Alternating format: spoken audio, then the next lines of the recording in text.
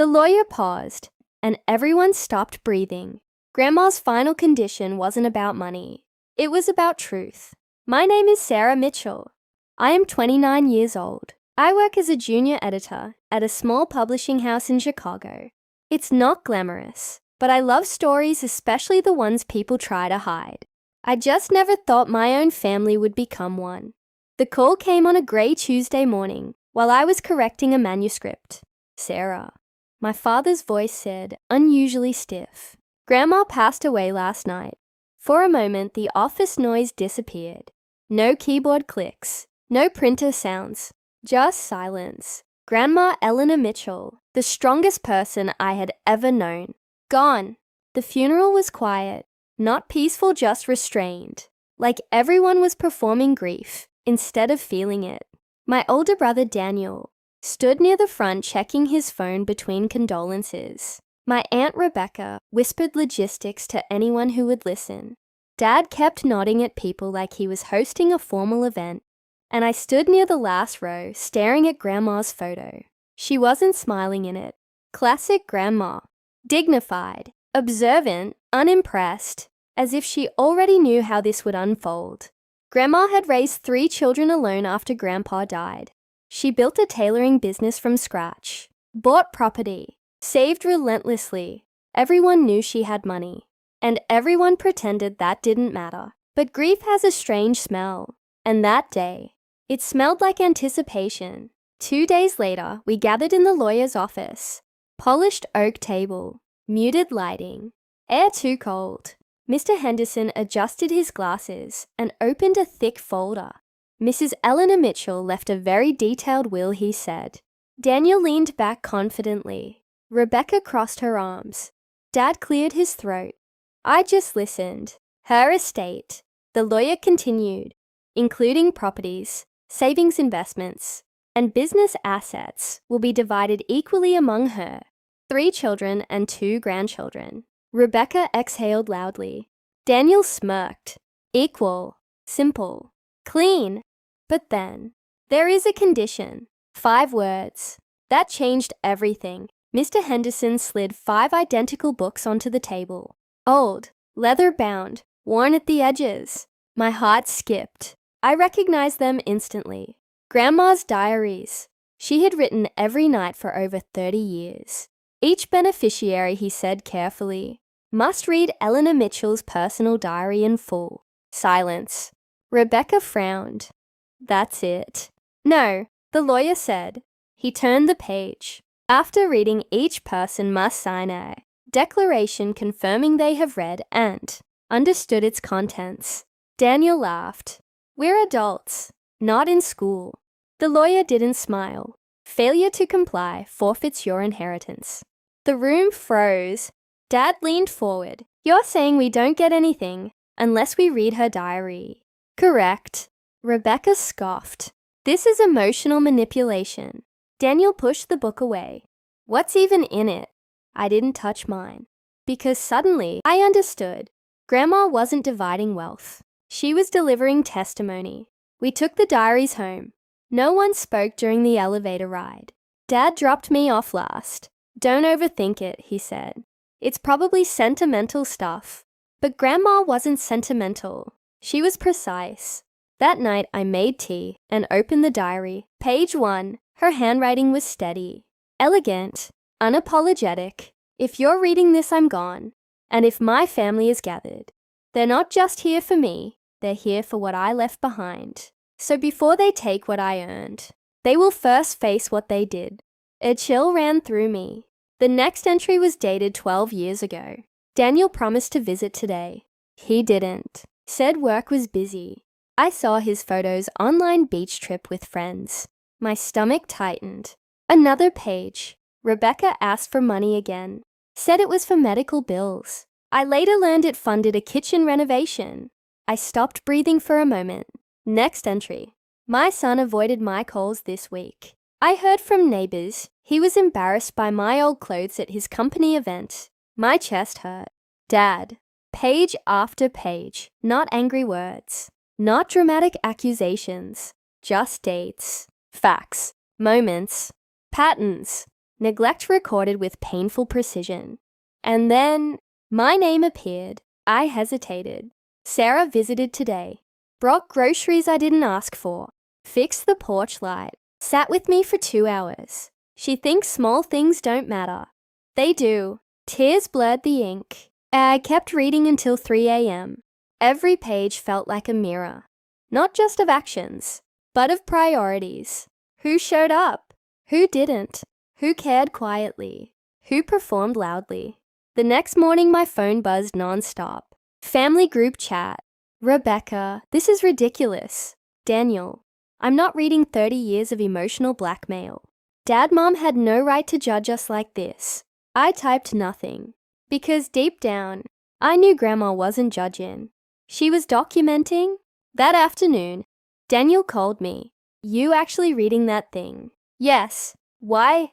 Because she asked us to. He sighed. Sarah, it's just guilt tripping. I looked at the open pages beside me. No, I said quietly. It's accountability.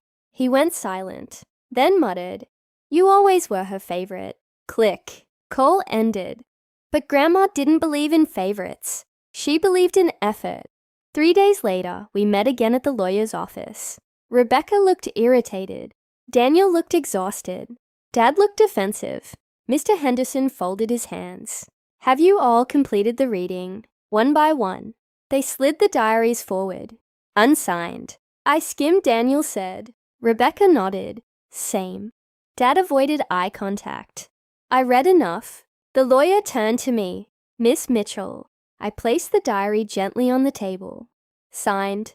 Every page read. Every truth faced. Mr. Henderson gave a small, knowing nod. Very well, he said. Then he opened the final envelope. There is an addendum. Daniel groaned. Of course there is. The lawyer continued. Equal inheritance was never about fairness. It was about responsibility. If they cannot face the truth of our family, they are not ready to carry what I built. The room went completely still. Dad whispered, What does that mean? Mr. Henderson looked at me and said the words none of us expected. We will now proceed based on compliance. The air felt heavier than before, not because of grief, but because truth had weight, and not everyone was strong enough to carry it. Mr. Henderson adjusted the documents in front of him. Mrs. Eleanor Mitchell included a secondary directive. He said calmly, It applies if any beneficiary refuses to fully read and acknowledge her diary. Daniel let out a frustrated breath. This is unbelievable. Rebecca shook her head. She's controlling us from the grave. Dad said nothing. I watched their faces. Defensiveness, irritation, fear.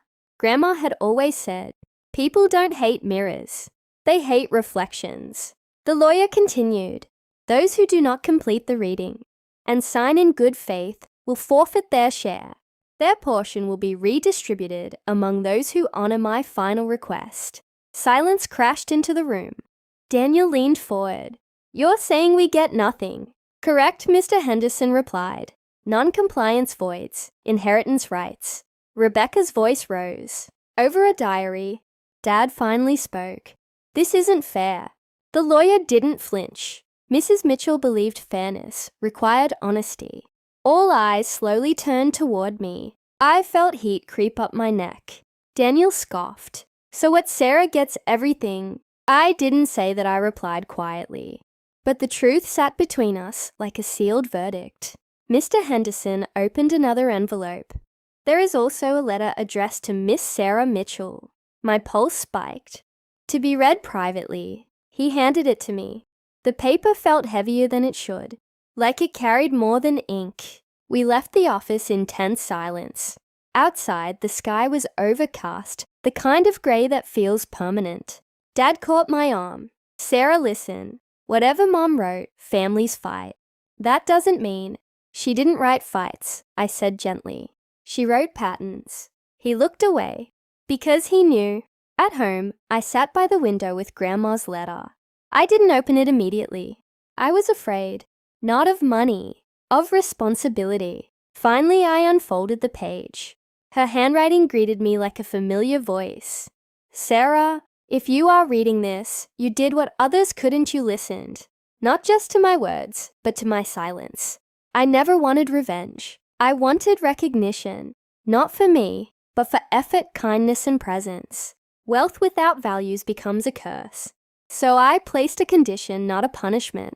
Tears blurred the lines. She continued, "You showed up when it wasn't convenient. You called when no one else remembered. You treated me like family, not obligation. So I'm trusting you with something bigger than inheritance." My breath caught. Inside the cedar chest in my bedroom is a folder. It contains instructions I never shared publicly. Follow them carefully. Do what is right, not what is easy. Love. Grandma. That night I drove to her house.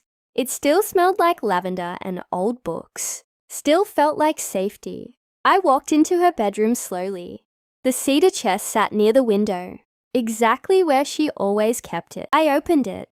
Inside, documents, property maps, business papers, a sealed legal directive, and one more diary. Different cover, different title, Family: The Unwritten Chapters. My hands trembled. I opened it. First page. This is not about punishment.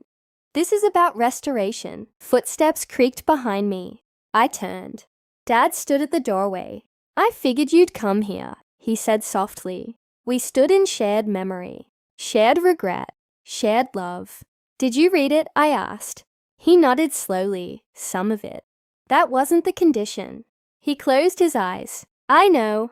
We sat on the edge of the bed, like we used to when visiting her. He looked older, smaller. "Your grandmother," he said quietly, "was the strongest person I knew, and I still failed her." It wasn't an excuse. It was confession. I handed him the second diary. "Then start now." He hesitated, then took it. The next morning my phone rang again. Rebecca. Her voice sounded different, less sharp. "Sarah, did you read everything?" "Yes." Long pause. "I couldn't sleep," she admitted. I kept hearing her voice. "That's conscience," I said gently. Danielle called later. No jokes, no sarcasm. "Was I really that bad?" he asked. I didn't answer immediately, because sometimes silence tells the truth kinder than words. That evening, we gathered again, not at the lawyer's office, at Grandma's house, around her old dining table, the place where she fed us, taught us, forgave us. Mr. Henderson joined by video call. "Have all beneficiaries now completed the diary?" he asked. One by one. Dad nodded. Rebecca nodded. Daniel swallowed, then nodded. Finally, they signed. The lawyer smiled faintly. "Very well. We proceed to final execution of the will." My heart pounded. To my family, money divides, memory unites. So I chose both. My estate will be divided equally as promised, but leadership of the Mitchell Foundation and stewardship of our family business will go to the one who understood me without needing reward. Everyone looked at me again, but this time, not with resentment, with acceptance. Dad squeezed my shoulder. "I'm proud of you," he whispered. Rebecca gave a small, sincere smile.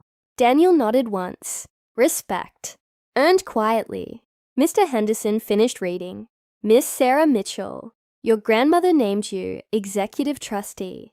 The title felt heavy, sacred, permanent, because this was never about money. It was about carrying values forward. Grandma didn't want perfect children. She wanted accountable ones. And in the end, her diary didn't divide the family. It rebuilt it. To be continued. If this story touched your heart, don't forget to like, subscribe, and share, because accountability is a legacy worth passing on.